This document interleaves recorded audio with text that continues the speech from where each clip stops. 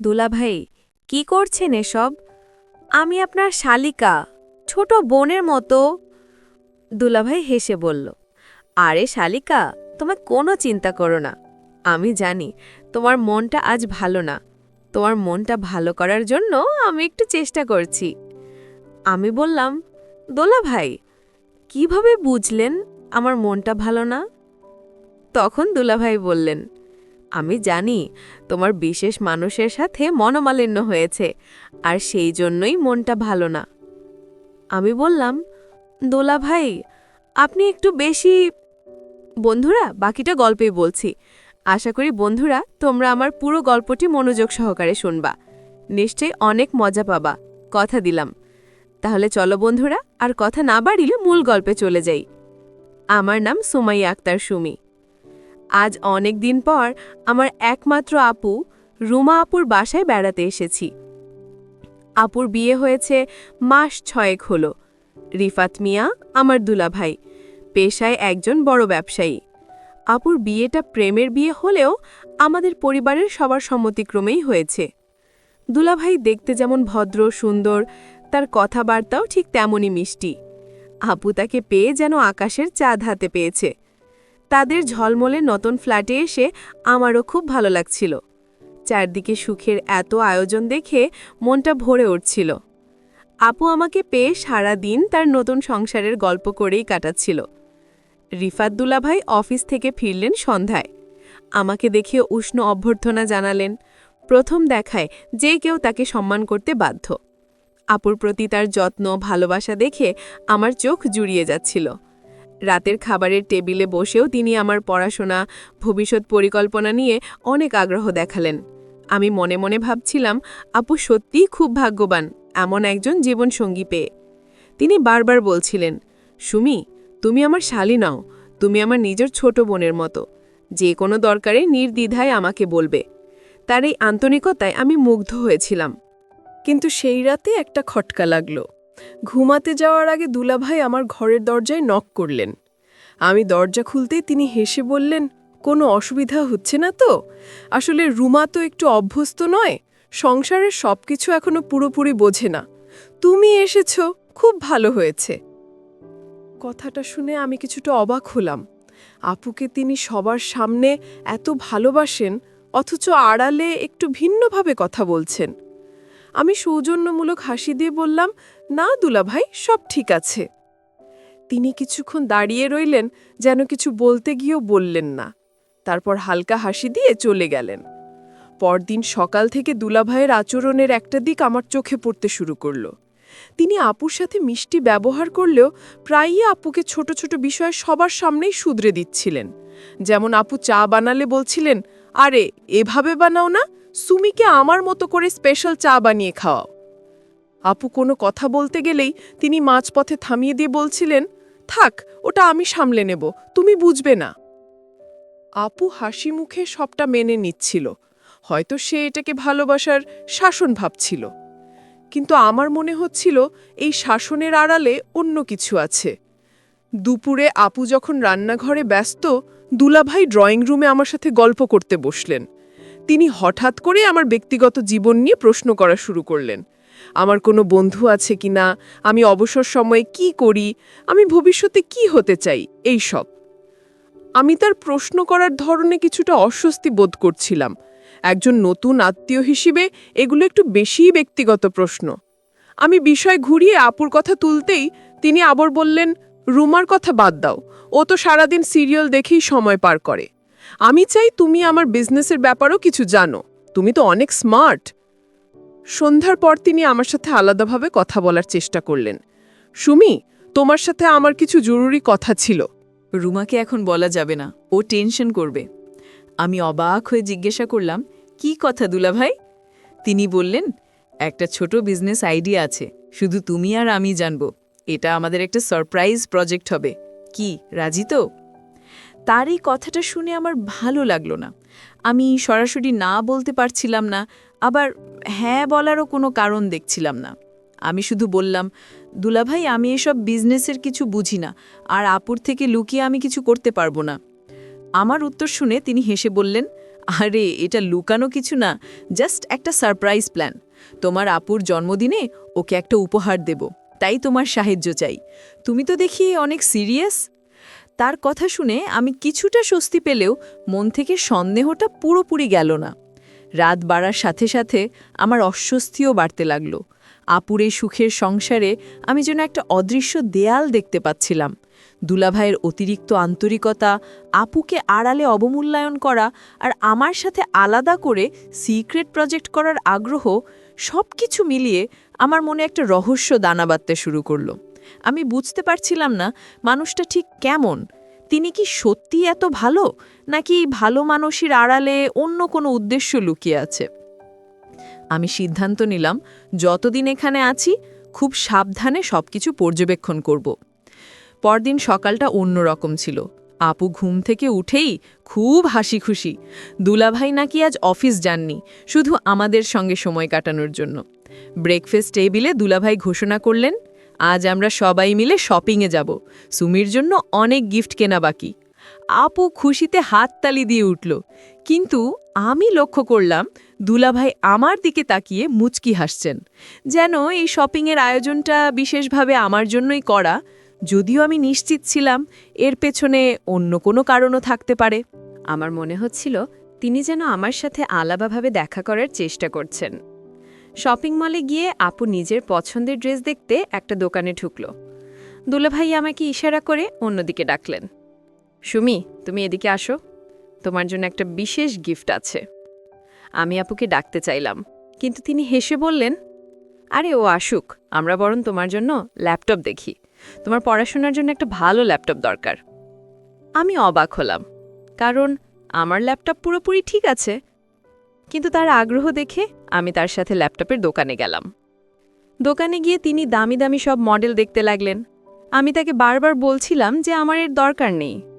তিনি আমার কথা না শুনে সেলসম্যানকে বললেন, সবচেয়ে ভালো কনফিগারেশনেরটা দেখান, পেমেন্ট আমি করব। আমি দৃঢ়ভাবে জানালাম যে আমি এটা নিতে পারবো না। তখন তিনি হালকা গলায় বললেন, আরে এটা তো গিফট না, এটা তোমার ইনভেস্টমেন্ট। তুমি আমার এতে ছোট কাজে সাহায্য করবে, আর এটা তোমার পারিশ্রমিক। কাল যে বলেছিলাম সিক্রেট প্রজেক্ট, এটা তারই অংশ। তার এই প্রস্তাব আমার কাছে আরও বেশি সন্দেহজনক মনে হলো। আমি কিছুটা সরে এসে বললাম, দুলাভাই, আমি আপনার কোনো প্রজেক্টে কাজ করতে পারবো না, আর আমার কোনো পারিশ্রমিকেরও দরকার নেই। আমার শান্ত জবাবে তিনি কিছুটা থমকে গেলেন। তার হাসি মাখা মুখটা মুহূর্তেই গম্ভীর হয়ে গেল। তিনি বললেন, সুমি, তুমি আমাকে ভুল বুঝছ। আমি তো তোমার ভালোই চাই।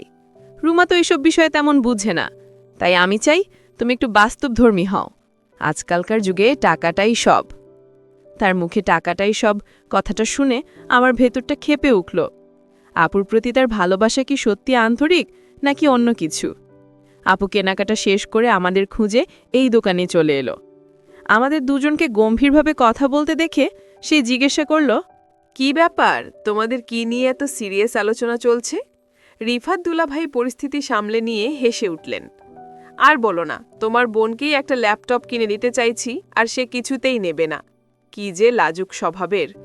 আপু আমার দিকে তাকিয়ে বলল, আরে নিবি না কেন, তোর দুলাভাই কত শখ করে দিচ্ছে।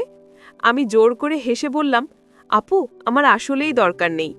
সেদিন শপিং মল থেকে ফেরার পথে গাড়িতে বসে আমি শুধু দুলাভাইয়ের কথাগুলোই ভাবছিলাম। রুমা কিছু বোঝে না, তুমি বাস্তব হও, টাকাটাই সব, এই কথাগুলো বারবার আমার কানে বাজছিল। তিনি আমাকে দামি গিফট দিয়ে কিসের মধ্যে টানতে চাইছেন? তার আসল উদ্দেশ্যটা কি? তিনি কি আপুর অগোচরে কোনো ভুল কাজের পরিকল্পনা করছেন? আমার সাথে আলাদা করে সময় কাটানোর জন্য তার এই আগ্রহের পেছনে কি সত্যিই আপুর জন্মদিনের সারপ্রাইজ, নাকি আরও গভীর কোনো রহস্য লুকিয়ে আছে? বাড়ি ফেরার পর দুলাভাই আমার সাথে স্বাভাবিক আচরণ করতে লাগলেন, যেন কিছুই হয়নি। কিন্তু আমি বুঝতে পারছিলাম তিনি আমার উত্তরের অপেক্ষায় আছেন। রাতে খাবার পর তিনি আবুকে বললেন, রুমা, তুমি একটু কফি বানিয়ে আনো তো, সুমির সাথে আমার ওর পড়াশোনা নিয়ে কিছু কথা আছে। আপু চলে যেতেই তিনি বললেন, কি ভাবলে সুমি, আমার প্রস্তাবে রাজি তো? তোমাকে শুধু আমার কিছু কাগজে সই করতে হবে, বাকিটা আমি দেখব। তোমার আপুর ভালোর জন্যই এই কাজটা করছি। তার এই কথা শুনে আমার মনে অস্বস্তি তৈরি হলো। কিসের কাগজ, কিসের সই? আর আপুর ভালোর জন্য হলে আপুকে লুকিয়ে কেন? আমি স্পষ্ট বুঝতে পারছিলাম কোনো বড় জটিলতা তৈরি হতে পারে। আমি শান্ত গলায় বললাম, দুলাভাই, আমি কোনো কাগজে সই করতে পারবো না। আপনার যা বলার আপুকে বলুন।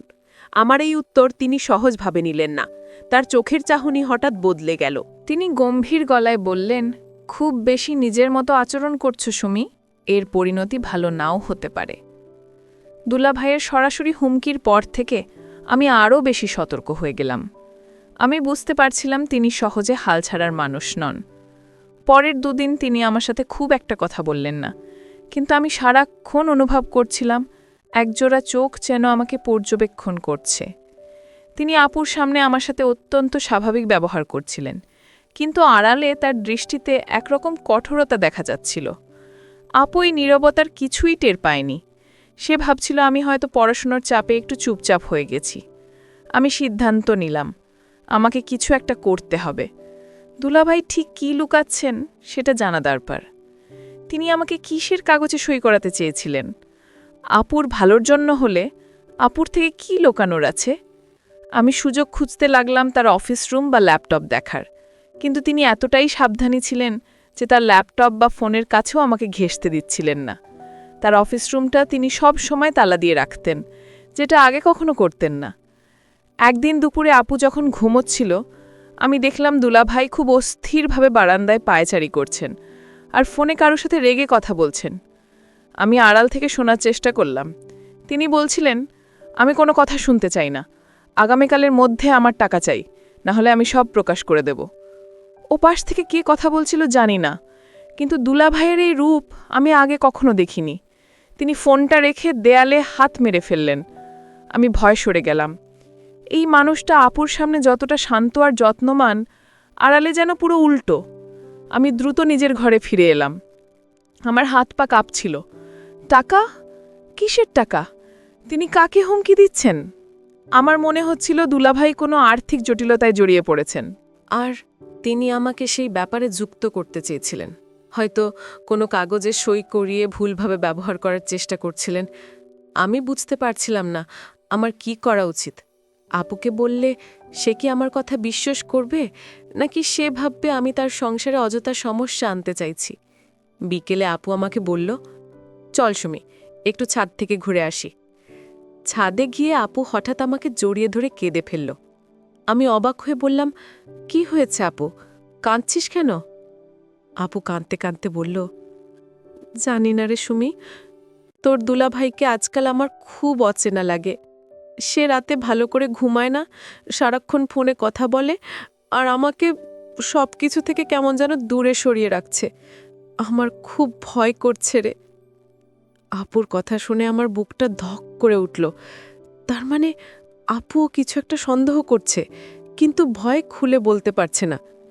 আমি আপুকে শক্ত করে ধরলাম, বললাম, আপু, তুই ঠিক কি দেখেছিস, আমাকে সব খুলে বল। আপু বলল, কয়েকদিন আগে আমি তোর দুলাভাইয়ের পকেটে একটা চেক বই পেয়েছিলাম। সেটা আমাদের জয়েন্ট অ্যাকাউন্টের, কিন্তু আমি দেখলাম শেষের দিকের কয়েকটা পাতায় আমার সই করা, অথচ আমি ওই চেকগুলোতে সই করিনি। আমি ওকে জিজ্ঞাসা করতেই ও আমার উপর খুব রেগে গেল, বলল আমি নাকি ওর কাজের ব্যাপারে বেশি নাক গলাচ্ছি। আপুর কথা শুনে আমার সব কিছু পরিষ্কার হতে শুরু করল। দুলাভাই আপুর সই জাল করেছেন। তার মানে তিনি আপুর অজান্তেই অ্যাকাউন্ট থেকে টাকা তুলছেন বা কাউকে চেক দিচ্ছেন। তিনি হয়তো ভেবেছিলেন আপু সহজ সরল, কিছুই ধরতে পারবে না। কিন্তু এখন যখন আপু ধরে ফেলেছে, তিনি হয়তো নতুন কোনো উপায় খুঁজছেন, আর সেই উপায়টাই হয়তো আমি। তিনি আমাকে তার নতুন সিক্রেট প্রজেক্টে যুক্ত করে আমার সই ব্যবহার করে নতুন কোনো প্রতারণার পরিকল্পনা করছিলেন। আমার মনে হলো এই রহস্যের শেষ দেখা আমার দায়িত্ব। এটা শুধু আমার একার নিরাপত্তার প্রশ্ন নয়, এটা আমার আপুর জীবন আর ভবিষ্যতের প্রশ্ন। আমি আপুকে শক্ত গলায় বললাম, আপু, তুই এখন থেকে দুলাভাইকে কিছুই বলবি না। এমন ভাব করবি যেন তুই কিছুই জানিস না।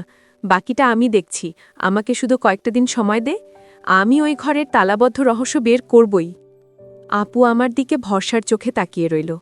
আমি জানি কাজটা সহজ হবে না, কিন্তু আমার আপুকে এই ভেতরের অন্ধকার থেকে আমাকেই রক্ষা করতে হবে। আপুর কথা শোনার পর আমার মনে একরকম দৃঢ়তা তৈরি হলো। রিফাত দুলাভাইয়ের সেই তালাবদ্ধ ঘরটাই এখন আমার মূল লক্ষ্য। আমি বুঝতে পারছিলাম ওই ঘরের ভেতরেই সব রহস্যের সূত্র লুকিয়ে আছে, কিন্তু দুলাভাই চাবিটা সবসময় নিজের কাছে রাখেন। এমনকি গোসল করতে গেলেও তিনি চাবিটা সঙ্গে রাখেন। আমি বুঝতে পারছিলাম ওই ঘরে এমন কিছু আছে যা তিনি কারো সামনে প্রকাশ করতে চান না। আমার অপেক্ষা করতে হবে একটি সঠিক সুযোগের জন্য। সুযোগটা এলো দুদিন পর। সেদিন সকাল থেকেই দুলাভাই বেশ আনন্দিতে ছিলেন। আপুকে বললেন, রুমা, আজ সন্ধ্যায় একটা বড় আয়োজন আছে। আমার ব্যবসার নতুন পার্টনাররা আসবে। আমি চাই তুমি আজ সবচেয়ে সুন্দর করে সাজো। আপু অবাক হয়ে বলল, হঠাৎ এমন আয়োজন? দুলাভাই আমার দিকে তাকিয়ে বললেন, আরে সুমিও তো আছে, ওর সাথেও পার্টনারদের পরিচয় করিয়ে দেব। আমার ব্যবসার ভবিষ্যৎ পরিচালক সে। কথাটা শুনে আমার ভেতরটা অস্বস্তিতে ভরে গেল। আমি শুধু মৃদু একটা হাসি দিলাম। বিকেলে আপু পার্লারে গেল সাজগোজের জন্য। দুলাভাইও তৈরি হচ্ছিলেন। আমি ইচ্ছে করেই তার ঘরের সামনে দিয়ে যাচ্ছিলাম। এমন সময় তার ফোন বেজে উঠল। তিনি ফোনে খুব উত্তেজিতভাবে কথা বলতে লাগলেন। কি? এটা কিভাবে সম্ভব?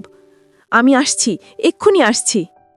তিনি এতটাই তাড়াহুড়োই ছিলেন যে ঘরের দরজা টেনে বন্ধ করার সময় খেয়ালই করলেন না যে চাবির গোছাটা তালায় রয়ে গেছে। তিনি লিফটের দিকে ছুটতে ছুটতে শুধু বলে গেলেন, সুমি, রুমা ফিরলে বলো আমার ফিরতে একটু দেরি হবে। জরুরি কিছু কাজ আছে। আমি কয়েক মুহূর্ত দরজার সামনে দাঁড়িয়ে রইলাম। আমার হৃৎপিণ্ড জোরে ধকধক করছিল। এটাই সেই সুযোগ। আমি জানি এটা অন্যের ব্যক্তিগত ঘরে ঢোকা ঠিক নয়, কিন্তু আমার আপুর ভবিষ্যৎ রক্ষার জন্য এটা করা ছাড়া আমার উপায় ছিল না। আমি সাবধানে দরজার তালা থেকে চাবির গোছাটা নিলাম। নিঃশ্বাস বন্ধ করে তালাটা খুললাম। ঘরের ভেতরে ঢুকতেই হালকা এক ধরনের ভ্যাপসা গন্ধ এলো। ঘরটা ছোট, কিন্তু জিনিসপত্রে ভর্তি। এক পাশে ফাইল ক্যাবিনেট, অন্য পাশে বড় টেবিল, তার উপর দুটো ল্যাপটপ আর অনেক কাগজপত্র ছড়ানো। আমি দ্রুত ফাইল ক্যাবিনেটটা খুললাম। প্রথম ড্রয়ারে ছিল পুরনো কাগজের রসিদ। দ্বিতীয় ড্রয়ারে কয়েকটা ব্যাংক স্টেটমেন্ট। আমি স্টেটমেন্টগুলো দ্রুত চোখে বোলাতে লাগলাম। যা দেখলাম তাতে আমি স্তব্ধ হয়ে গেলাম।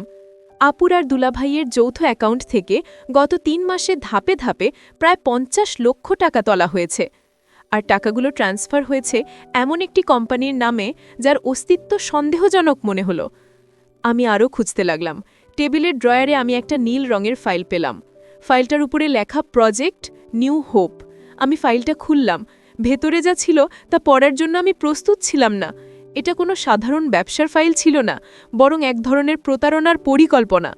রিফাত দুলাভাই একটি ভুয়া বিনিয়োগ প্রকল্প চালাচ্ছিলেন, যেখানে তিনি মানুষের কাছ থেকে দ্বিগুণ লাভের প্রতিশ্রুতি দিয়ে টাকা নিচ্ছিলেন। কিন্তু আসলে তিনি এক ক্লায়েন্টের টাকা দিয়ে অন্য ক্লায়েন্টকে সামান্য অর্থ ফেরত দিচ্ছিলেন, যাকে বলা হয় পঞ্জি স্কিম। ফাইলটার একেবারে নিচে আমি একটা নতুন ডকুমেন্ট পেলাম। এটা ছিল একটি পার্টনারশিপ চুক্তির খসড়া। আমি যখন পার্টনারদের নাম পড়লাম, আমার মাথা ঘুরে গেল। প্রথম নাম রিফাত মিয়া, আর দ্বিতীয় নাম সুমাইয়া আক্তার সুমি। আমার নাম। তিনি আমার নামে একটি ভুয়া পার্টনারশিপ ডিড তৈরি করে রেখেছিলেন। হয়তো কোনোভাবে আমার সই ব্যবহার করার পরিকল্পনা করছিলেন, অথবা আমাকে ভুল বুঝিয়ে সই করিয়ে নিতেন। আজকের পার্টিতে আমাকে ফিউচার ডিরেক্টর হিসেবে পরিচয় করিয়ে দিয়ে বিনিয়োগকারীদের আস্থা অর্জন করার ফাঁদ পেতেছিলেন। আমি বুঝতে পারলাম দুলাভাইয়ের সিক্রেট প্রজেক্ট আসলে আমাকে তার এই বেআইনি পরিকল্পনায় যুক্ত করার চেষ্টাই ছিল। তিনি আপুর সই ব্যবহার করে টাকা সরিয়েছেন, আর এখন আমাকে ওই কাজে জড়াতে চাইছেন, যাতে ধরা পড়লে আমিও দায়ে পড়ে যাই। তিনি আগে আমার প্রতি যতটা মনোযোগ দেখাতেন, সেটা আসলে আমাকে মানসিকভাবে প্রস্তুত করার জন্যই ছিল। এখন সব পরিষ্কার। আমি দ্রুত আমার ফোন দিয়ে ফাইলটার, বিশেষ করে পার্টনারশিপ ডিডের খসড়া ও ব্যাংক স্টেটমেন্টের পাতাগুলোর ছবি তুলে নিলাম। ঠিক তখনই বাইরে লিফট খোলার শব্দ পেলাম। দুলাভাই ফিরে এসেছেন। আমি ফাইলটা জায়গায় রেখে দ্রুত ঘর থেকে বেরিয়ে এলাম। দরজায় তালা লাগাতে লাগাতেই তিনি করিডোরে পা রাখলেন। আমাকে দেখে তিনি চমকে উঠলেন। সুমি, তুমি এখানে কি করছো? তার চোখে সন্দেহের ছায়া। আমি শান্ত গলায় বললাম, দুলাভাই, আপনি চাবিটা দরজায় ফেলে গিয়েছিলেন, আমি শুধু তুলে রাখছিলাম। তিনি আমার হাত থেকে চাবিটা নিলেন, দরজার তালার দিকে তাকালেন, তারপর আমার মুখের দিকে। আমি জানি না তিনি আমার কথা বিশ্বাস করেছেন কিনা, কিন্তু আমি সর্বোচ্চ চেষ্টা করলাম স্বাভাবিক থাকতে। তিনি কিছু না বলে ঘরে ঢুকে দরজাটা জোরে বন্ধ করে দিলেন। আমি কাঁপতে কাঁপতে নিজে ঘরে ফিরে এলাম। জানি আসল ঝড় এখনো বাকি। আমি আমার ঘরে ফিরে দরজা বন্ধ করে দিলাম। আমার বুক ধড়ফড় করছিল। যদি দুলাভাই টের পেয়ে যান যে আমি তার ঘরে ঢুকেছিলাম, তাহলে কি হবে? তিনি কি আমার ফোন চেক করবেন? আমি দ্রুত ছবিগুলো আমার একটি গোপন অনলাইন স্টোরেজে আপলোড করে ফোন থেকে ডিলিট করে দিলাম। আমি জানি রিফাত মিয়া একজন অত্যন্ত চতুর মানুষ। তার সাথে মোকাবেলা করতে হলে আমাকেও ঠান্ডা মাথায় পরিকল্পনা করতে হবে। এখন আমি শুধু আপুর ফেরার অপেক্ষা করছিলাম। আপু পার্লার থেকে ফিরল কিছুক্ষণ পরই। সে সেজেগুজে সুন্দর লাগছিল, কিন্তু তার চোখে একটা ক্লান্ত ভাব ছিল। রিফাত দুলাভাই তখনও তার ঘর থেকে বের হননি। আপু আমার ঘরে এসে ফিসফিস করে বলল, কিরে, তোকে এত চিন্তিত লাগছে কেন? কিছু পেয়েছিস? আমি আপুর হাতটা শক্ত করে ধরলাম। বললাম, আপু, যা পেয়েছি তা শোনার জন্য তুই মানসিকভাবে প্রস্তুত থাক। তোর স্বামী কিছু ভয়ঙ্কর কাজ করছে। আমি আপুকে সব খুলে বললাম। ভুয়া কোম্পানি, 50 লক্ষ টাকার অদৃশ্য হওয়া, আপুর সইয়ের অপব্যবহার, আর আমাকে পার্টনার বানানোর সেই পরিকল্পনা। আমার কথা শুনে আপু প্রথমে বিশ্বাসই করতে পারছিল না। সে ফ্যাকাশে মুখে বলল, না, এটা হতে পারে না, ও এমন কিছু করবে না। আমি বললাম, আপু, এটাই সত্যি। তুই ওর ভালোবাসায় বিশ্বাস রেখেছিলি, কিন্তু ওর মুখোশের আড়ালের আসল রূপটা তুই বুঝতে পারিসনি। সে তোকে প্রতারণার ফাঁদে ফেলেছে। ঠিক তখনই রিফাত দুলাভাই ঘর থেকে বেরোলেন। স্যুটটাই পরে তাকে বেশ পরিপাটি লাগছিল। তিনি হাসি মুখে বললেন, কি গো, তোমরা এখনো রেডি হওনি? গেস্টরা তো আসতে শুরু করবে। আপু আমার দিকে তাকালো। আমি ইশারায় তাকে শান্ত থাকতে বললাম। আপু চোখের জল মুছে মুখে কৃত্রিম হাসি আনল। সে বলল, এই তো যাচ্ছি। দুলাভাই আমার দিকে তাকিয়ে বললেন, সুমি, তুমিও তৈরি হয়ে নাও, আজ তোমার জীবনের একটা গুরুত্বপূর্ণ দিন। তার কথা শুনে আমি কিছু না বলে মাথা নেড়ে ঘর থেকে বের হয়ে গেলাম। পার্টি শুরু হলো। ড্রয়িং রুম ভর্তি পরিচ্ছন্ন পোশাক পরা মানুষে। দুলাভাই সবার সাথে আমাকে পরিচয় করিয়ে দিচ্ছিলেন। ইনি আমার শালী সুমাইয়া। ও খুব মেধাবী, আমার নতুন প্রজেক্ট নিউ হোপের পার্টনার। সবাই আমার সাথে হাত মেলাচ্ছিল। আমি কেবল সৌজন্যবশত হাসছিলাম। আমি লক্ষ্য করলাম অতিথিদের মধ্যে কয়েকজন খুব অস্থির। তারা বারবার দুলাভাইকে টাকার অগ্রগতির ব্যাপারে প্রশ্ন করছিলেন। দুলাভাই হাসি মুখে বলছিলেন, চিন্তা করবেন না, আজই সব ফাইনাল হয়ে যাবে। আমার নতুন পার্টনার এসে গেছে। আমি বুঝতে পারলাম এখনই সময়। এই মানুষগুলোকে সত্য দেখানোর এটাই সুযোগ। আমি আপুকে ইশারায় ড্রয়িং রুমের বড় টিভিটা অন করতে বললাম। আপু রিমোট হাতে নিল। আমি সবার মনোযোগ আকর্ষণ করে বললাম, একটু দৃষ্টি দিন সবাই। যেহেতু আমি এই নিউ হোপ প্রজেক্টের পার্টনার হিসেবে পরিচিত হচ্ছি, তাই আপনাদের কিছু গুরুত্বপূর্ণ বিষয় দেখানোর দায়িত্ব আমার। আমার কথা শুনে রিফাত দুলাভাইয়ের মুখে অস্বস্তির ছাপ ফুটে উঠল। তিনি দ্রুত বললেন, সুমি, তুমি কি বলছো? এখন এসবের সময় নয়। আমি শান্ত গলায় বললাম, আপনিই তো বলেছিলেন আমি পার্টনার, তাই দায়িত্ববোধ থেকে সবাইকে প্রকৃত তথ্য জানাতে চাই। আমি আপুকে ইশারা করলাম। আপু আমার অনলাইন স্টোরেজ থেকে ছবিগুলো টিভিতে দেখালো। বড় স্ক্রিনে ভেসে উঠল ব্যাংক স্টেটমেন্টের ছবি, যেখানে দেখা গেল জয়েন্ট অ্যাকাউন্ট থেকে প্রচুর টাকা তোলা হয়েছে। ভেসে উঠল একটি অচেনা কোম্পানির নাম। আর সবশেষে দেখা গেল পার্টনারশিপ ডিডের খসড়া, যেখানে আমার নাম যুক্ত ছিল। পুরো ঘর জুড়ে নীরবতা নেমে এলো। উপস্থিত বিনিয়োগকারীরা হতবাক হয়ে গেলেন। তাদের চোখ মুখে প্রতারণা বুঝতে পারার শোক আর ক্ষোভ স্পষ্ট। দুলাভাই হঠাৎ চিৎকার করে উঠলেন, এসব মিথ্যা, বানানো গল্প। সুমি আমার বিরুদ্ধে ষড়যন্ত্র করছে। তার কথা শেষ হওয়ার আগেই একজন বিনিয়োগকারীর আগে বললেন, চুপ করুন মিস্টার রিফাত, আমরা এখন সব বুঝতে পারছি। আপনি আমাদের টাকা নিয়ে প্রতারণা করেছেন। ঘরে হইচই শুরু হয়ে গেল। সবাই মিলে রিফাত দুলাভাইয়ের প্রতি ক্ষোভ প্রকাশ করতে লাগল। আজ তার মুখোশ খুলে গেল। যাকে সবাই সম্মান করত, সেই মানুষটির আসল চেহারা আজ সবার সামনে পরিষ্কার হয়ে গেল। পার্টিতে মুহূর্তেই বিশৃঙ্খলা তৈরি হল। যে বিনিয়োগকারীরা কিছুক্ষণ আগেও রিফাত দুলাভাইয়ের প্রশংসা করছিলেন, তারাই এখন তাকে ঘিরে ধরে টাকার জন্য চাপ দিতে লাগলেন। আমাদের টাকা ফেরত দিন, আপনি প্রতারণা করেছেন, এই সব চিৎকারে ঘর ভরে গেল। রিফাত দুলাভাই প্রথমে সবাইকে ধমক দিয়ে থামানোর চেষ্টা করলেন। তিনি চিৎকার করে বললেন, আপনারা আমার বাড়িতে এসে আমাকে অসম্মান করছেন, আমি এক্ষুনি পুলিশ ডাকব। এই কথা শুনে একজন বয়স্ক লোক, যিনি সম্ভবত সবচেয়ে বেশি টাকা বিনিয়োগ করেছিলেন, তিনি এগিয়ে এলেন। তিনি শান্ত কিন্তু দৃঢ় গলার বললেন, পুলিশ আমরাও ডাকতে পারি মিস্টার রিফাত, জালিয়াতি ও আর্থিক প্রতারণার অভিযোগে। আপনার এই প্রজেক্ট নিউ হোপ আসলে একটি প্রতারণামূলক বিনিয়োগ প্রকল্প ছিল, সেটা এখন আমরা স্পষ্ট দেখতে পাচ্ছি। আর আপনি আপনার স্ত্রীর সই ব্যবহার করে অ্যাকাউন্ট থেকে টাকা তুলেছেন, সেটার প্রমাণও এই স্ক্রিনে দেখা যাচ্ছে। এই কথা শুনে রিফাত দুলাভাই আপুর দিকে তাকালেন। তার চোখে আর সেই মিষ্টি হাসি নেই, আছে শুধু রাগ আর ক্ষোভ। তিনি আপুর দিকে আঙ্গুল তুলে বললেন, সব তোমার জন্য হয়েছে, তুমিই ওকে উস্কে দিয়েছ, তাই না? আমি বলেছিলাম আমার ব্যবসায় হস্তক্ষেপ করো না, তুমি বোঝো না এভাবে কিছু করা যায় না। তার এই কথায় আপুর ধৈর্যের বাঁধ ভেঙে গেল। সে এতক্ষণ চুপ করে কাঁদছিল, এবার দৃঢ়ভাবে বলল, চুপ করো, আমি তোমার কথা বিশ্বাস করেছিলাম, তোমাকে সহযোগিতা করেছিলাম, নিজের সবকিছু তোমার ওপর ভরসা করে ছেড়ে দিয়েছিলাম, আর তুমি সেই বিশ্বাসের অপব্যবহার করেছ। তুমি শুধু আমাকে নয়, তোমার চারপাশের সবাইকে ঠকিয়েছ। আপুর এই দৃঢ় অবস্থান দেখে দুলাভাইও থমকে গেলেন। তিনি হয়তো ভাবতেও পারেননি তার স্ত্রী কখনো এত শক্তভাবে প্রতিবাদ করবে। আমি পরিস্থিতি সামাল দিতে এগিয়ে গেলাম। আমি বিনিয়োগকারীদের উদ্দেশ্যে বললাম, আপনারা শান্ত হন, চিৎকার করে কোনো লাভ হবে না। আমি এই প্রমাণগুলো সংগ্রহ করেছি শুধু আপনাদের সতর্ক করার জন্য নয়, আমার আপুকে রক্ষা করার জন্য। এই মানুষটি শুধু আপনাদের টাকাই নয়, আমাদের পরিবারের বিশ্বাসটাও ভেঙে দিয়েছে। আমার কথা শুনে ঘরের হট্টগোল কিছুটা থামল। সবাই বুঝতে পারছিল এটি কেবল টাকার ব্যাপার নয়, এটি একটি পরিবারের ভাঙনের গল্পও বটে। রিফাত দুলাভাই সোফায় ধপ করে বসে পড়লেন। তার দামি স্যুট, আত্মবিশ্বাসী মুখভঙ্গি সব যেন মুহূর্তেই ম্লান হয়ে গেল। তিনি বুঝতে পারছিলেন এখন তার আর পালানোর কোনো পথ নেই। আমি বললাম, দুলাভাই, আপনি আমাকেও এই প্রতারণায় জড়াতে চেয়েছিলেন, আমাকে আপনার ব্যবসায় যুক্ত করার পরিকল্পনা করেছিলেন, যাতে সব দায় আমার কাঁধেও পড়ে। আপনি ভেবেছিলেন আমি কিছুই বুঝব না, কিন্তু আপনি ভুল করেছিলেন। সত্য কখনো গোপন থাকে না। একজন বিনিয়োগকারী পুলিশে ফোন করতে যাচ্ছিলেন। আমি শান্তভাবে বললাম, একটু অপেক্ষা করুন, দয়া করে, আগে আমরা একটা সিদ্ধান্ত নিই। এটা আমার আপুর জীবনের প্রশ্ন। আমি রিফাত দুলাভাইয়ের সামনে গিয়ে দাঁড়ালাম, বললাম, আপনার সামনে দুটো পথ খোলা।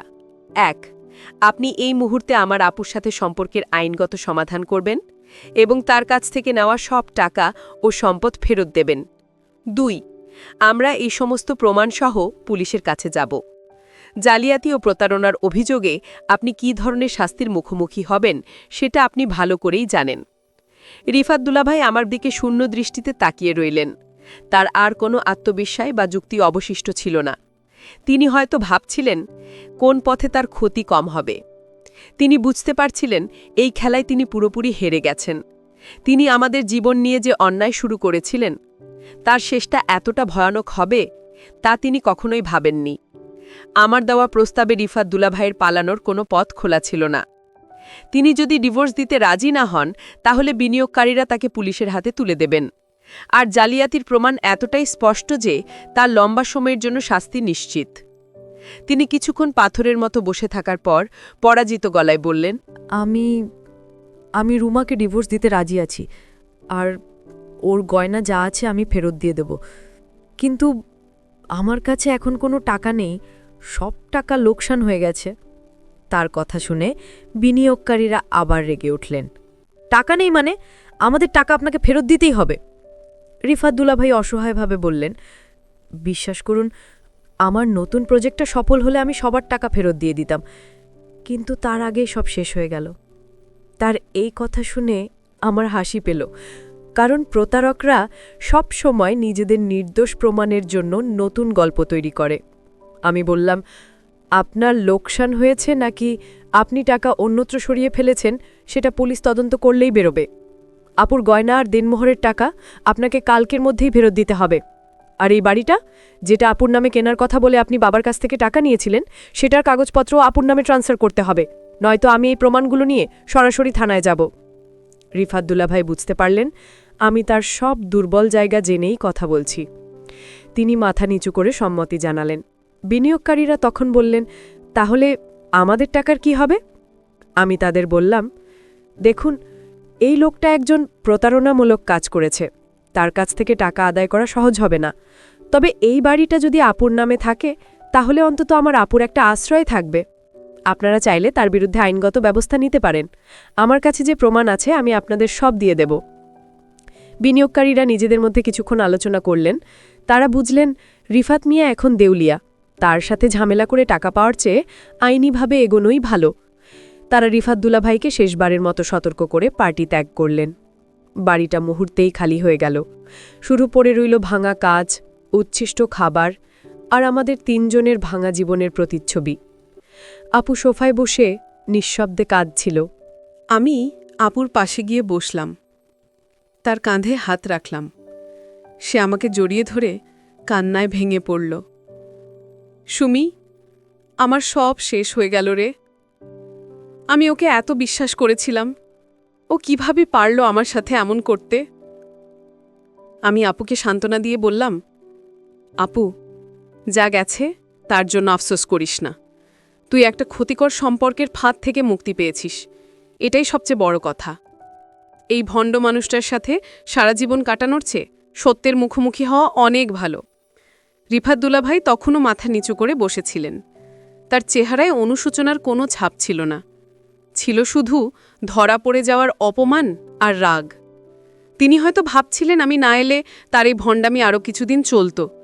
তিনি আপুকে বোকা বানিয়ে আমার মতো আরও অনেককেই তার কথার ফাঁদে ফেলতে পারতেন, কিন্তু তার ভুলের মাসুল তাকে আজ এভাবেই দিতে হলো। পরদিন সকালেই দুলাভাই আপুর কিছু গয়না আর সামান্য কিছু টাকা ফেরত দিলেন। বাকিটা দেওয়ার জন্য সময় চাইলেন। ডিভোর্সের কাগজে সই করার জন্য তিনি উকিলের কাছেও যেতে রাজি হলেন। আমি আর এক মুহূর্তও এই বাড়িতে থাকতে চাইছিলাম না। আমি আপুকে বললাম, আপু, চল আমাদের বাড়িতে ফিরে চল, এখানে আর এক মুহূর্তও না। আপু তার প্রয়োজনীয় জিনিসপত্র গুছিয়ে নিল। আমরা যখন বাড়ি থেকে বেরোচ্ছি, রিফাত দুলাভাই শেষবারের মতো আমার পথ আটকালেন। তিনি আমার দিকে তাকিয়ে রাগ ভরা গলায় বললেন, তুমি জিতে গেলে সুমি, কিন্তু মনে রেখো আমি এত সহজে হার মানব না। তুমি আমার জীবনটা নষ্ট করে দিয়েছ, এর প্রতিশোধ আমি নেবই। আমি তার চোখের দিকে সরাসরি তাকালাম। আমার গলায় কোনো ভয় ছিল না। আমি শান্তভাবে বললাম, আমি আপনার জীবন নষ্ট করিনি। আপনি নিজেই আপনার জীবন নষ্ট করেছেন আপনার লোভ আর প্রতারণার কারণে। আমি শুধু আমার আপুকে আপনার মতো একজন অন্যায়কারীর হাত থেকে রক্ষা করেছি। আর প্রতিশোধের ভয় আমাকে দেখিয়ে লাভ নেই। সত্যের সবসময় জয় হয়। তাকে আর কোনো কথা বলার সুযোগ না দিয়ে আমি আপুর হাত ধরে ওই বাড়ি থেকে বেরিয়ে এলাম। আপুর হাত ধরে যখন রিফাত দুলাভাইয়ের ওই বিলাসবহুল ফ্ল্যাট থেকে বেরিয়ে আসছিলাম, আমার মনে হচ্ছিল আমি একটা দুঃস্বপ্নের জগৎ থেকে আলোর পথে ফিরে আসছি। আপু সারা রাস্তা একটা কথাও বলেনি, শুধু ফ্যাল করে বাইরের দিকে তাকিয়েছিল। আমি বুঝতে পারছিলাম তার ভেতরটা কতটা ভেঙে চুরমার হয়ে গেছে। যে মানুষটাকে সে নিজের জীবনের চেয়েও বেশি ভালোবেসেছিল, তার আসল রূপটা দেখার পর স্তব্ধ হয়ে যাওয়াটাই স্বাভাবিক। আমাদের বাড়িতে ফিরে আসার পর মা বাবা সব শুনে আপুকে বুকে জড়িয়ে নিলেন। তারা রিফাতকে প্রথম থেকেই পুরোপুরি বিশ্বাস করতে পারেননি, কিন্তু আপুর মুখের দিকে তাকিয়ে কিছু বলেননি। কয়েকটা মাস কেটে গেল। এই সময়ের মধ্যে আপুর ডিভোর্স ফাইল করা হয়েছে। রিফাত দুলাভাইয়ের বিরুদ্ধে বিনিয়োগকারীরা সবাই মিলে জালিয়াতির মামলা করেছেন। পুলিশি তদন্তে তার আরও অনেক কুকীর্তি বেরিয়ে এসেছে। তিনি শুধু আমার আপুকেই নয়, তার মতো আরও অনেক সহজ সরল মেয়েকে ফাঁদে ফেলে তাদের টাকা গয়না আত্মসাৎ করার চেষ্টা করেছিলেন। তার সেই সিক্রেট প্রজেক্ট বা অপকর্ম ছিল একটা সুপরিকল্পিত প্রতারণার ফাঁদ। আমার জোগাড় করা প্রমাণগুলো এই মামলায় খুব গুরুত্বপূর্ণ ভূমিকা রেখেছিল। শেষ পর্যন্ত ভুলের মাসুল তাকে দিতেই হলো। আদালত তাকে জালিয়াতির দায়ে দণ্ডিত করেছেন। আপু প্রথম খুব ভেঙে পড়েছিল। সে ঘর থেকে বেরোতো না, কারো সাথে কথা বলতো না। আমি সারাক্ষণ তার পাশে থাকার চেষ্টা করতাম। আমি তাকে বোঝাতাম যে জীবন এখানেই শেষ হয়ে যায়নি। একটা ভুল সিদ্ধান্ত আমাদের জীবনকে থামিয়ে দিতে পারে না। আমি আপুকে আবার পড়াশোনা শুরু করতে উৎসাহিত করলাম। সে আগে ডিজাইন নিয়ে পড়তে চেয়েছিল, কিন্তু বিয়ের পর সব বন্ধ হয়ে গিয়েছিল। আমি তাকে একটা ডিজাইন কোর্সে ভর্তি করিয়ে দিলাম। ধীরে ধীরে আপু স্বাভাবিক হতে শুরু করল। সে তার ডিজাইনের কাজেই নিজেকে পুরোপুরি ডুবিয়ে দিল। তার ভেতরের সৃজনশীলতা যেন নতুন করে জেগে উঠল। সে বুঝতে পারল নিজের পায়ে দাঁড়ানোর চেয়ে বড় আত্মবিশ্বাস আর কিছুতে নেই। রিফাত দুলাভাইয়ের মতো পরগাছারা শুধু সেই নারীদেরই আশ্রয় করে যারা নিজেদের দুর্বলভাবে ধরে রাখে। আপু তার সেই দুর্বলতা থেকে বেরিয়ে এসেছে। সে এখন একজন স্বাবলম্বী নারী। আমি সেই দিন যেভাবে রিফাত দুলাভাইকে মোকাবিলা করেছিলাম তা হয়তো একটু কঠিন ছিল, কিন্তু সেটা না করলে আমার আপুর জীবনটা চিরতরে অন্ধকারে হারিয়ে যেত। আমি কোনো মারামারি বা অবৈধ পথে যাইনি, আমি শুধু সত্যটাকে সবার সামনে এনেছিলাম। আমি প্রমাণ করেছিলাম যে বুদ্ধি এবং সাহস দিয়ে অন্যায়ের এমন চরিত্রকেও পরাজিত করা যায়। রিফাত দুলাভাই আমাকে তার অপকর্মের অংশীদার করতে চেয়েছিলেন, কিন্তু তিনি জানতেন না যে অন্যায়কে প্রশ্রয় দেওয়া আমার স্বভাব নয়। আমার এই গল্পটা আপনাদের সাথে শেয়ার করার একটাই উদ্দেশ্য, সমাজকে সচেতন করা। আমাদের চারপাশে রিফাত মিয়ার মতো এমন অনেক ছদ্মবেশী মানুষ আছে। তারা মিষ্টি কথা, দামি গিফট আর অভিনয় দিয়ে আপনার বিশ্বাস অর্জন করতে চাইবে। তারা আপনাকে হয়তো আড়ালে বলবে, তোমাকে ছাড়া আমি অচল, অথবা আপনার সঙ্গীর বিষয়ে বলবে, ও তো কিছুই বোঝে না। এই কথাগুলোই তাদের ফাঁদে শুরুতে ব্যবহৃত কৌশল হতে পারে। তারা আপনাকে ব্যক্তিগতভাবে সময় কাটাতে বলবে, সিক্রেট প্রজেক্ট বা মজার কোনো পরিকল্পনা বলে প্রস্তাব দেবে, কিন্তু এর আড়ালে লুকিয়ে থাকতে পারে আর্থিক জালিয়াতি বা মানসিক শোষণের মতো উদ্দেশ্য। তারা আপনার সরলতার সুযোগ নিয়ে আপনাকে তাদের অপরাধের অংশীদার বানাতে চাইবে। তাই চোখ কান খোলা রাখুন। কারো অতিরিক্ত আন্তরিকতা বা মিষ্টি কথায় সহজে বিশ্বাস হারাবেন না। বন্ধুরা, সবশেষে আমি আমার জীবন থেকে যা শিক্ষা পেলাম, যদি কখনো এমন কোনো পরিস্থিতি শিকার হন, ভয় পাবেন না, চুপ করে থাকবেন না, আমার মতো প্রমাণ জোগাড় করার চেষ্টা করুন। আপনার কাছের মানুষদের জানান, দরকার হলে আইনের সাহায্য নিন। মনে রাখবেন, অন্যায়ের প্রতিবাদ করাটাই সবচেয়ে বড় শক্তি। একটা ভুল মানুষকে বিশ্বাস করার অর্থ এই নয় যে আপনার জীবন শেষ। এর মানে আপনি একটি মূল্যবান শিক্ষা পেয়েছেন, যা আপনাকে ভবিষ্যতে আরও শক্তিশালী করবে। বন্ধুরা, গল্পটি যদি তোমাদের ভালো লাগে তাহলে লাইক, শেয়ার এবং সাবস্ক্রাইব করে পাশে থেকো। আর এতক্ষণ ধৈর্য ধরে তোমরা আমার গল্পটি শোনার জন্য তোমাদের সবাইকে অসংখ্য ধন্যবাদ।